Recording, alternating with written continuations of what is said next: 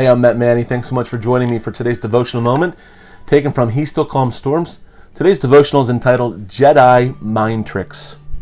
Imagine playing Nintendo's Duck Hunt, but instead of using one of those awesome retro guns, you actually use your mind and your eyes to shoot ducks out of the sky.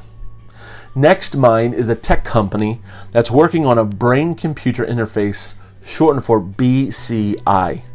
The device is worn on the head, and it has electrodes that are placed over the wearer's visual cortex at the back of their brain. After a few eye movements, the BCI is calibrated so that the wearers of this device can go ahead and play games like Duck Hunt, or they can go ahead and turn lights on or off, or they can actually spell out words by looking at the letters of an alphabet or a keyboard on a screen. It's amazing how technology has developed. Mark Zuckerberg has looked into developing technology like this, and even Elon Musk has done advanced work to the point that the FDA are now in trials working on taking some of his devices where the wearer wears a device that actually gives them the ability to move things with their mind and eventually develop it so someone who is a quadriplegic or paraplegic can actually make muscle movements and move their arms or their legs through this device that's attached to their brain. Just amazing technology.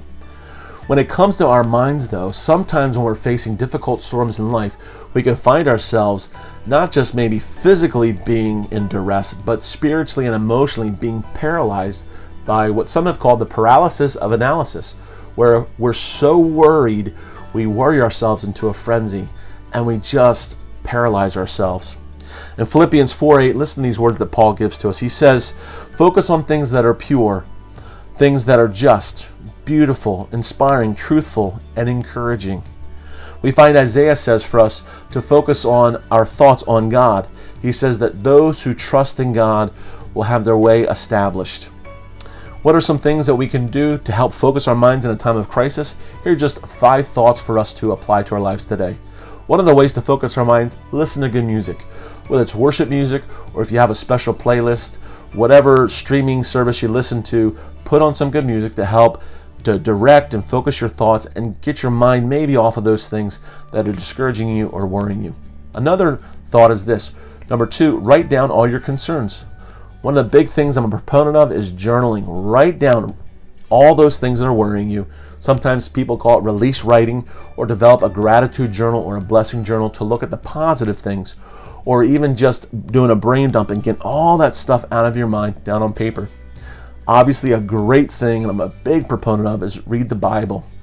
Do a devotional, kind of like what we're doing today. Read a good book even to focus your thoughts. Number 4 is try to steer clear of people who pull you down. If you know that there are people that kind of are what some people have called, John Gordon writes a book and he calls them energy vampires. So they cause you to be drained of any of your energy. Try to steer clear of those people and try to mitigate those interactions a little bit. Number 5 is this. Don't worry about tomorrow. Ask yourself, what's the next right thing that God is asking me to do today? Today's devotional thought, you can read more about these things in Isaiah chapter 26, verses 3 through 4. And I encourage you to spend time in God's Word and make those connections. In He Still Calms Storms, you can actually dive deeper with some questions for introspection and reflection on our thoughts for today. Thanks so much for watching.